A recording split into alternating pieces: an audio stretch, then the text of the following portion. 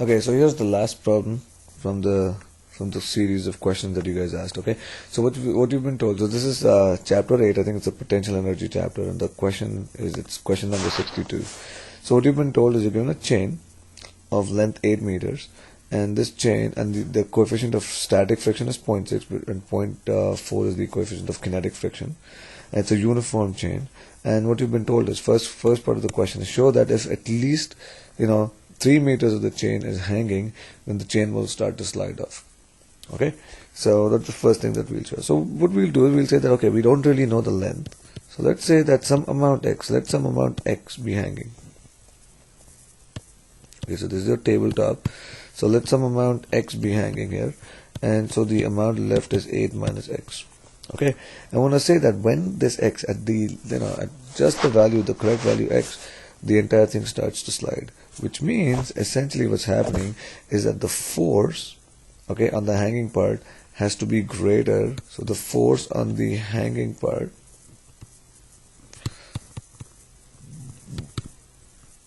is just equal to the maximum static frictional force, so mu s times Fn, on the part that is still left on the surface. Okay, so if the mass is uniform, all right, then let the mass be m, and what we know is that the force on the hanging part is going to be, say, m divided by 8 multiplied by x, okay, times g. So this is mass per unit length multiplied by x times g, and this has to be equal to mu s, which is 0.6, okay, times whatever is left, and the contact force is going to be the weight of the rest of the string, which is going to be m over 8 multiplied by 8 minus x, okay, times g. Great. Let us solve for x and see what we get.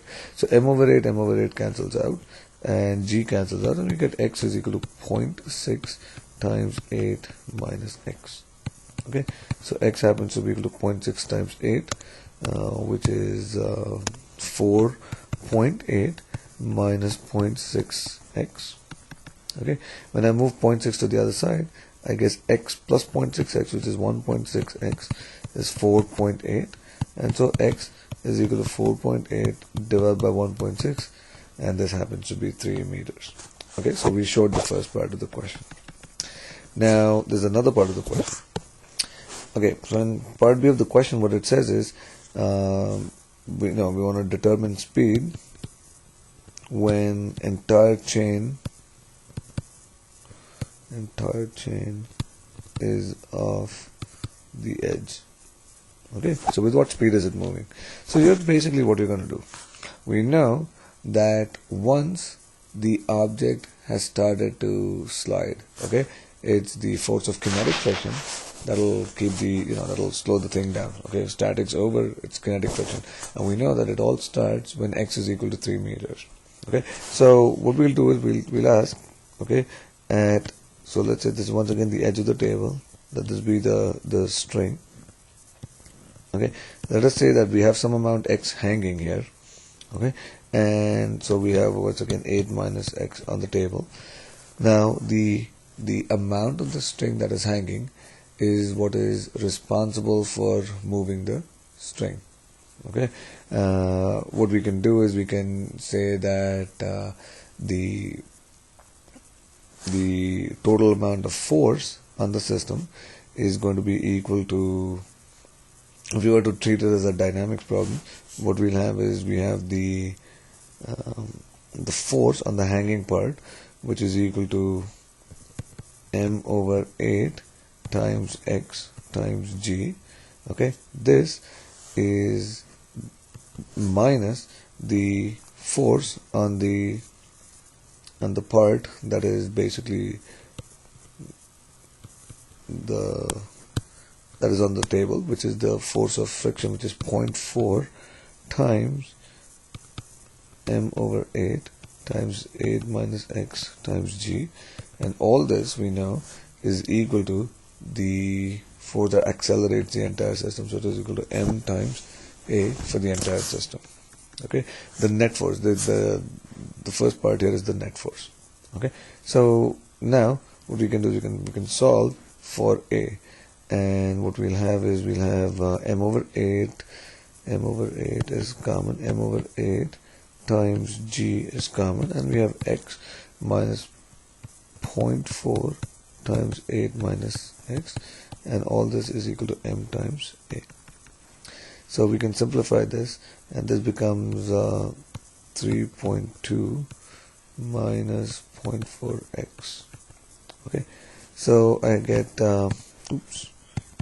m over 8g times x minus 3.2 plus 0.4 times x is equal to ma.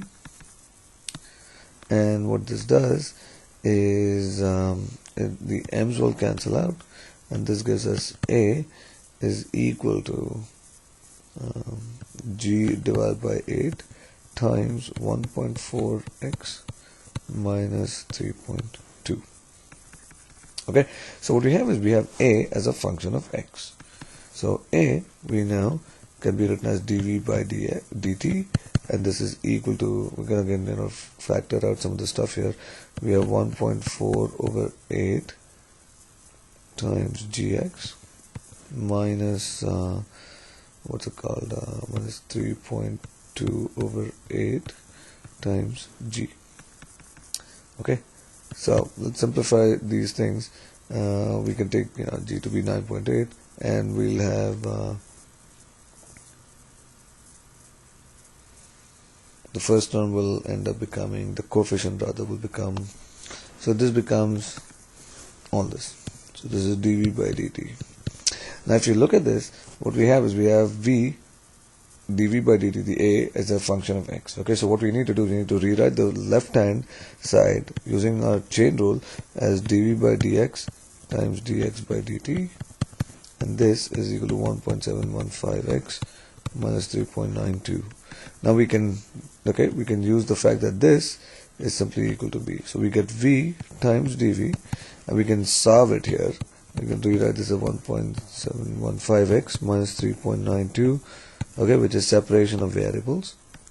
Alright, and now we can integrate everything. We get v dv, okay, from 0 to v is equal to 1.715x minus 3.92x, and the x we know goes from 3 to 8. Okay, so it starts at 3 and it ends at 8. Now that we have all this, left hand side becomes b square over 2, okay, from 0 to v, and the right hand side becomes 1.715. We have to integrate x. We get x square over 2, limits are from 3 to 8, minus 3.92 times x, and limits are from 3 to 8. Great.